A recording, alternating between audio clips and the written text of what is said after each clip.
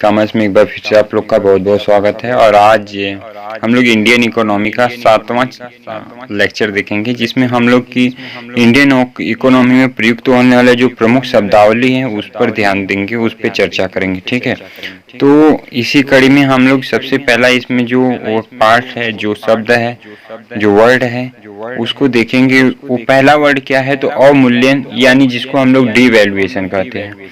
Devaluation क्या होता है? अगर सिंपल मीन में समझिए तो डीवैल्यूएशन एक ऐसी प्रक्रिया है या एक ऐसी कार्य है, कह लीजिए सरकार द्वारा किया गया कार्य है, जिसमें विदेशी की मुद्रा की तुलना में जानबूझकर स्वदेशी मुद्रा के मूल्य को कम कर दिया जाता है, तो उसे डीवैल्यूएशन कहते हैं। जैसे मान लीजिए कि 70 रुपये पर डॉलर कोई रुपया था, ठीक है, या कोई भी मुद्रा था, और बाद में उसे बढ़ाकर 80 रुपये पर डॉलर कर दिया गया, तो इसे हम कहेंगे कि स्वदेशी अपनी मुद्रा को कम कर दिया जाना, यानी कि अपनी मुद्रा को दूसरे की मुद्रा में बढ़ा कर देना, उसे क्या कहते हैं? अवमूल्यन कहते हैं। अच्छा, एक बात और ध्यान दीजिएगा, अगर जानबूझकर सरकार ये काम न करे, अगर यहाँ पे जो ये वर्ड है आप लोग देख सकते हैं कि जो जानबूझ का वर्ड है, इसको हटा दिया जाए तो जो सेंटेंस बनेगा उसको हम लोग अवमूल्यन नहीं कहेंगे। यानी कि अगर कोई बोले कि अवमूल्यन क्या होता है, तो उसमें जानबूझकर अगर सरकार मुद्रा का मूल्य कम करे तभी उसको हम लोग अवमूल्यन कहेंगे। अन्यथा की स्थिति में हम उसे आर्थिक परिस्थितियों के द्वारा घटना या मूल्य को कम करना कहते हैं। ठीक है, अब सबसे बड़ी बात ये होती है कि किया क्यों जाता है, आखिर हम क्यों अपनी मुद्रा का मूल्य जो है घटाते हैं। तो कभी कभी ऐसा होता है कि जो हमारा आर्थिक मुद्दा है या आर्थिक स्थिति है वो काफी कमजोर हो जाता है, जिसकी वजह से हमें अपने यहाँ का प्रोडक्ट दूसरी जगह निर्यात करने की जरूरत होती है। तो हम उसे निर्यात करके वहां से माल कम मंगाने की कोशिश करते हैं, जिसकी वजह से इसको हम लोग जिसका ये उद्देश्य होता है, सिंपल सा मीन कि निर्यात को बढ़ावा देना और आयात को हतोत्साहित करना, इसका एक प्रमुख उद्देश्य है। और कभी कभी ये डायरेक्ट एग्जाम में पूछ लिया जाता है कि अवमूल्यन का उद्देश्य क्या है। तो अवमूल्यन का उद्देश्य क्या है? तो निर्यात को बढ़ावा देना और आयात को हतोत्साहित करना।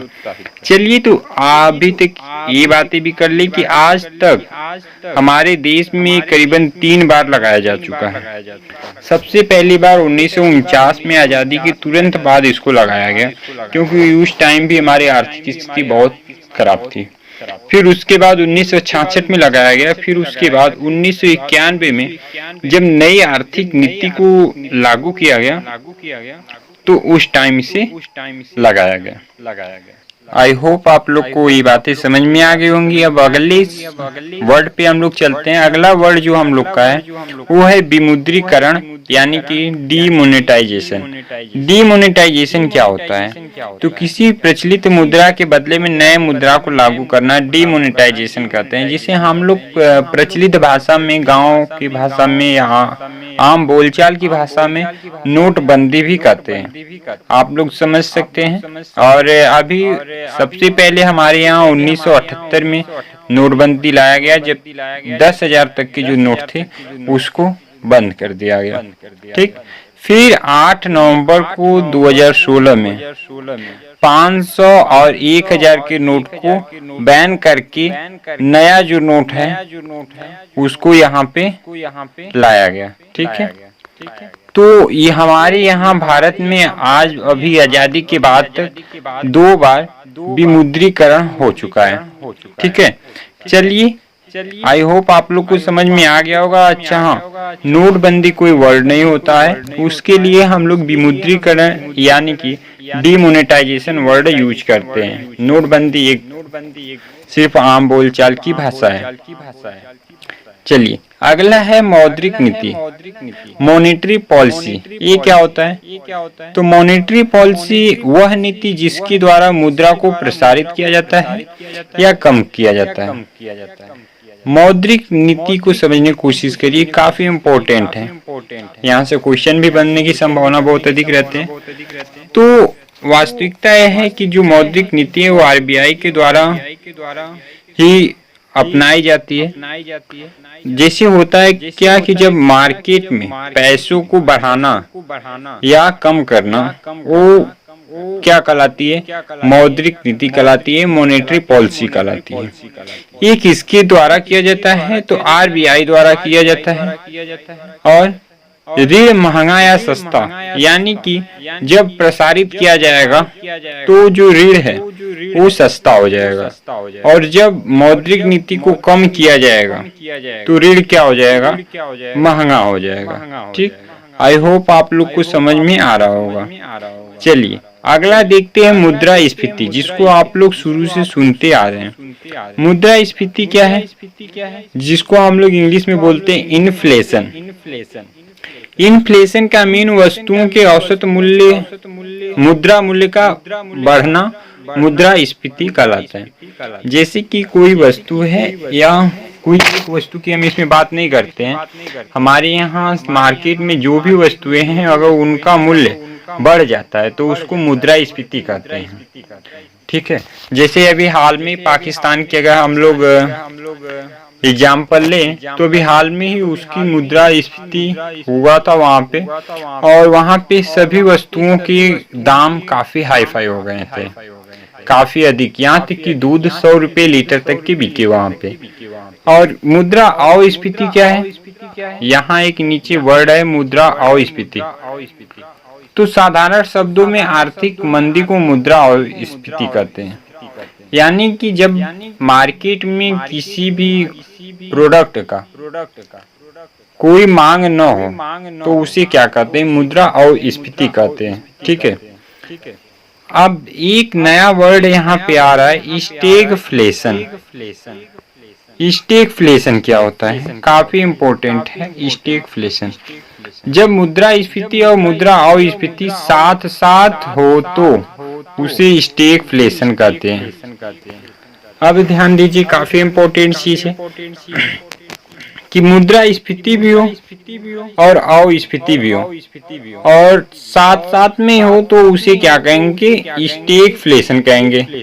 हाँ, जब मुद्रास्फीति और मुद्रा अस्फीति साथ साथ हो तो उसे स्टैगफ्लेशन कहते हैं। अब ध्यान दीजिए कि मुद्रास्फीति क्या कहते हैं, रिकॉल करते हुए बातें करेंगे कि किसी भी प्रोडक्ट का जो रेट है वो बढ़ जाना, अस्फीति घट जाना। स्टैगफ्लेशन ये होता है कि जब मुद्रास्फीति यानी बढ़ भी रही है घट भी रही है, साथ साथ हो तो उसे स्टैगफ्लेशन कहते हैं। जैसे ये लॉकडाउन की स्थिति में हम लोग के ऐसा रहा कि कुछ वस्तुओं की जो प्राइस थी वो काफी बढ़ गई, जिसकी वजह से लोग उस को ले नहीं पा रहे थे। जैसे कि सैनिटाइजर हुआ हमारे यहाँ, हाँ, सैनिटाइजर था, और हमारे यहाँ जो मास्क ये सब की मांग बहुत अधिक बढ़ गई थी। दवाइयाँ रही, बट दवाइयों की जो मेडिसिन हमारे यहाँ रही उसकी गवर्नमेंट की तरफ से वो थी तो पॉलिसीज, तो उसमें रेट नहीं बढ़े थे, बट जो गवर्नमेंट की तरफ से प्राइवेट सेक्टर थे उसमें रेट बढ़ गए थे। और वहीं जैसे कि जो वेजिटेबल्स थे, फ्रूट्स थे, काफी सस्ते हो गए थे, और मिल्क्स थे। तो ऐसा हर जगह नहीं कि हर जगह ये सब सस्ते ही थे, बट ये एरिया वाइज काफी जगह ऐसे देखने को मिला। तो उस एरिया, उस पर्टिकुलर एरिया को हम लोग क्या कहेंगे? स्टैगफ्लेशन कहते हैं। आप लोग को आई होप अच्छी तरीके से समझ में आ गया होगा। अगर नहीं भी समझ में आएगा तो कोई टेंशन लेने वाली बात नहीं है, आप हमें कमेंट में पूछिएगा, मैं जरूर बताने के लिए तैयार हूँ। और इतना सिंपल नोट्स मैं लाया हूँ कि इसकी हिसाब से सब लोग अच्छे से पढ़ सकते हैं। ये मेरे हाथ से बनाया गया नोट्स है जिसे मैं कॉपी किया हूँ। ठीक, अब देखते हैं अगला वर्ड है यहाँ पे आया हुआ डिसइंफ्लेशन। डिसइंफ्लेशन क्या होता है? इन्फ्लेशन पर नियंत्रण के लिए जानबूझकर डिफ्लेशन लाना डिसइंफ्लेशन कहलाता है। इन्फ्लेशन, अभी आपको हम बताएं इन्फ्लेशन क्या होता है। पहले इन्फ्लेशन को फिर से एक बार रिकॉल करते हैं, ध्यान दीजिए। इन्फ्लेशन यानी कि वस्तुओं की औसत मुद्रा का मूल्य से बढ़ जाना, इन्फ्लेशन होता है। अब ध्यान दीजिए, डिसइंफ्लेशन यानी कि जो गवर्नमेंट है जानबूझ के वस्तुओं की जो मांग है, यानी कि वस्तुओं की जो प्राइस है उसको घटाने की कोशिश कर रही है, यानी कि डिफ्लेशन लाने की कोशिश कर रही है, तो उसे क्या कहेंगे? डिसइंफ्लेशन। और फिर उसके आगे है रिफ्लेशन। रिफ्लेशन क्या है? तो जानबूझकर मूल्य में वृद्धि कर मंदी पर नियंत्रण का प्रयास, डिफ्लेशन पर नियंत्रण। ध्यान दीजिए, रिफ्लेशन क्या होता है? उसी का सेम अपोजिट। अगर जानबूझ के मूल्य में वृद्धि कर दिया जाए, जैसे अभी हमारे मार्केट में मंदी आ गई है, ठीक, मान लीजिए कि कोई भी प्रोडक्ट है काफी सस्ते हो गए हैं, उसे कोई खरीदना पसंद नहीं करता है, ठीक, तो उस पे जानबूझकर सरकार द्वारा मूल्य में वृद्धि कर दिया जाता है और डिफ्लेशन पे नियंत्रण करने का प्रयास किया जाता है, तो उसे क्या कहते हैं? रिफ्लेशन कहते हैं। आई होप आप लोग को ये सब बातें समझ में आ रही होंगी और याद भी होती जा रही होंगी, ठीक। चलिए अगला देखते हैं हम लोग। इसमें गर्म मुद्रा एक वर्ड है। गर्म मुद्रा क्या होता है? हॉट मनी जिसको बोलते हैं। ऐसी मुद्रा जिसमें परिवर्तनता या पलायनता का गुण अधिक होता है, जैसे कि अमेरिका का जो मुद्रा है वो गर्म मुद्रा नहीं है, क्योंकि उसमें परिवर्तन जल्दी नहीं हो पाते हैं, उसमें परिवर्तनता का गुण नहीं पाया जाता है। जैसे अपने इंडिया का हो गया या पाकिस्तान का हो गया या नेपाल का हो गया, यहाँ पे परिवर्तन अधिक होते हैं। मतलब यहाँ के जो रुपए हैं या यहाँ की जो मुद्रा है या करेंसी है, जो भी आप बोले, उसको आसानी से किसी भी अदर मनी में उसको ट्रांसफर किया जा सकता है। बट अगर डॉलर है, यूरो है, ये सबको आसानी से हम किसी भी अन्य में, जैसे कि रुपए हो गए, जो कि जिसका प्राइस लो होता है, उसमें हम लोग आसानी से नहीं कन्वर्ट करा पाते, तो उसको हम लोग क्या बोलते हैं? उसको बोलते हैं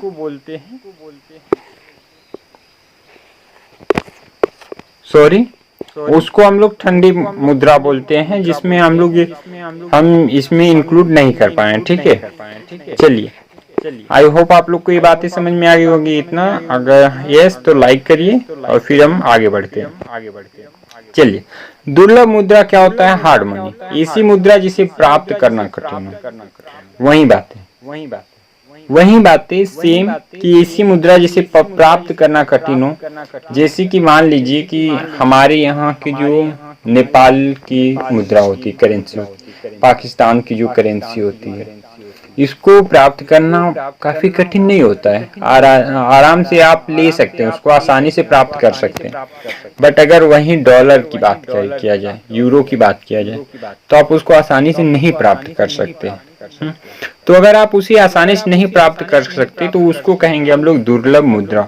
याद कैसे कहेंगे? दुर्लभ मतलब कठिन का काम, मुद्रा का मतलब पैसे या करेंसी से, यानी कि जो कठिन तरीके से प्राप्त हो मुद्रा, उसे क्या कहेंगे? दुर्लभ मुद्रा। उसी की सेम अपोजिट है सुलभ मुद्रा। सुलभ यानी सॉफ्ट मनी, ऐसी मुद्रा जिसे प्राप्त करना आसान हो। अभी एग्जाम्पल हम दिए, जैसे कि पाकिस्तान की करेंसी या नेपाल की करेंसी वगैरह वगैरह, ठीक। चलिए अगला देखते हैं। एक बहुत ही अच्छा वर्ड है निवेश। इन्वेस्टमेंट क्या है? तो लाभ के उद्देश्य से पूंजी का किसी कारोबार में लगाना या खर्च करना क्या कहलाता है? निवेश। अब ध्यान से इसको समझिए। अगर कोई व्यक्ति है वो किसी भी कारोबार में पैसे लगा रहा है, बट उसका उद्देश्य कुछ अन्य है, तो निवेश वहां नहीं कहलाएगा, ठीक।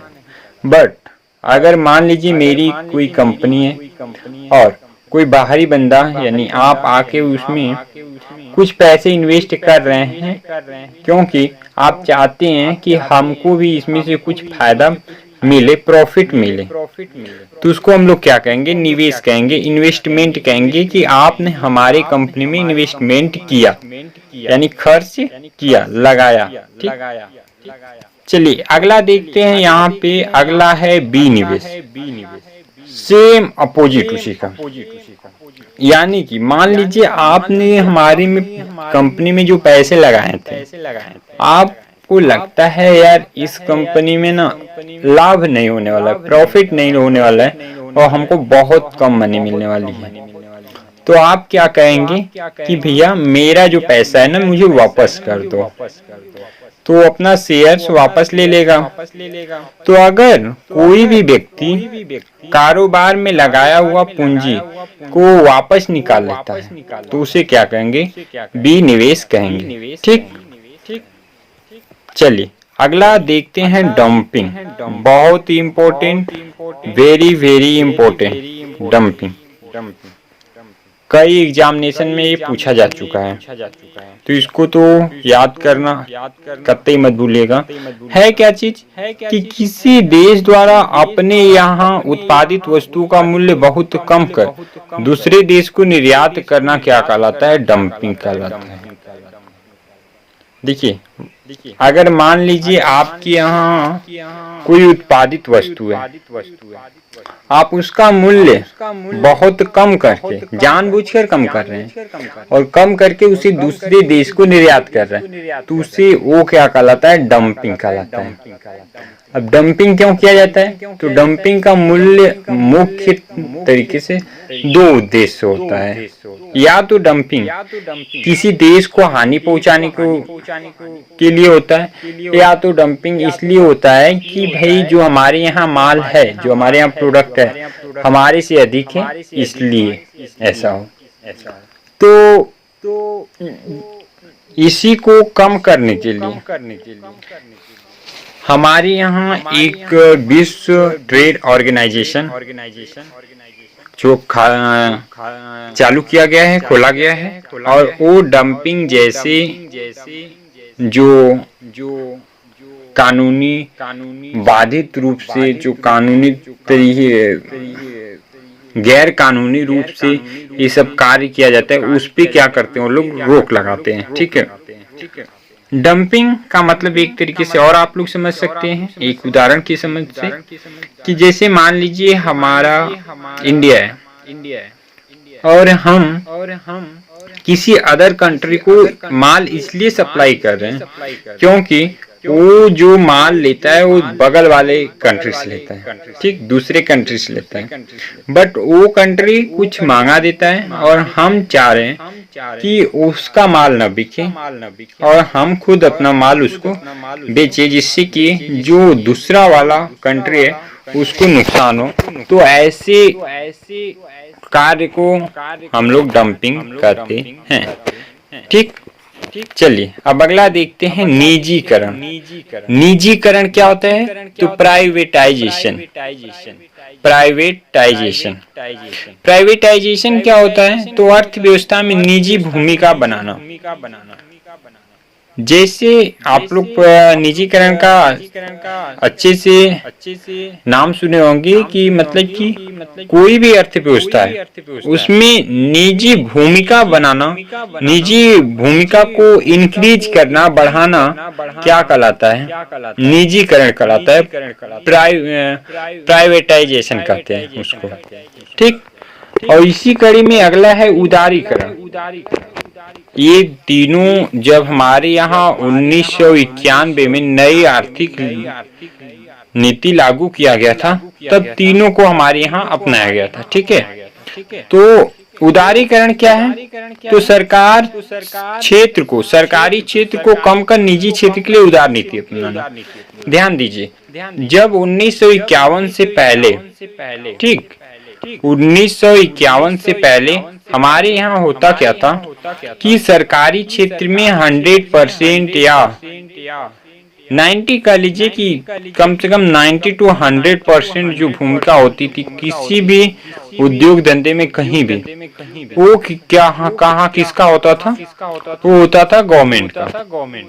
ठीक, गवर्नमेंट का होता था। बट जब 1991 आया और हमारे यहाँ नई आर्थिक नीति लागू किया गया, तो हमारे यहाँ किया गया कि सरकारी क्षेत्र को कम कर दिया गया। ठीक है, सरकारी क्षेत्र को भूमिका कम किया गया और उसके यहाँ पे जो प्राइवेट सेक्टर थे उनके लिए जो कागजी कार्य होते, उनके लिए कागजी कार्यों के लिए उदार नीति अपनाना, यानी कि बहुत सरल रूप में उनको निजी क्षेत्र के लिए कार्य सौंपना ही क्या कहलाया? उदार नीति या उदारीकरण। ठीक, चलिए अगला देखते हैं इसी से रिलेटेड वैश्वीकरण क्या है? ग्लोबलाइजेशन। ग्लोबलाइजेशन क्या होता है? तो किसी अर्थव्यवस्था का विश्व का अर्थव्यवस्था से जोड़ना। ध्यान दीजिए, बहुत इंपॉर्टेंट है कि जब 1991 से पहले हमारे यहाँ जो भी प्रोडक्ट होते थे, उत्पाद होते थे, ठीक है, वो सिर्फ इंडिया यूज करता था या आसपास की कंट्री में ही सिर्फ निर्यात किए जाते थे। बट 1991 के बाद, इसके बाद हमारे यहाँ जो प्रोडक्ट का निर्यात था वो पूरे विश्व में किया जाना शुरू हुआ। तो उसे हम लोग क्या कहें? ग्लोबलाइजेशन, यानी कि वैश्वीकरण तब हमारे यहाँ किया गया। ठीक, आई होप आप लोग को ये वीडियो काफी अच्छा लगा होगा, और हाँ, अगर अच्छा लगा है तो लाइक करिए, इसको शेयर कर दीजिए अपने दोस्तों के बीच में, और आप नए जुड़े हमसे चैनल को सब्सक्राइब कीजिए, क्योंकि हम ऐसे ही इकोनॉमिक्स के और कॉमर्स से रिलेटेड एंड करंट अफेयर्स लाते रहता हूँ। तो बने रहिए हमारे साथ। धन्यवाद।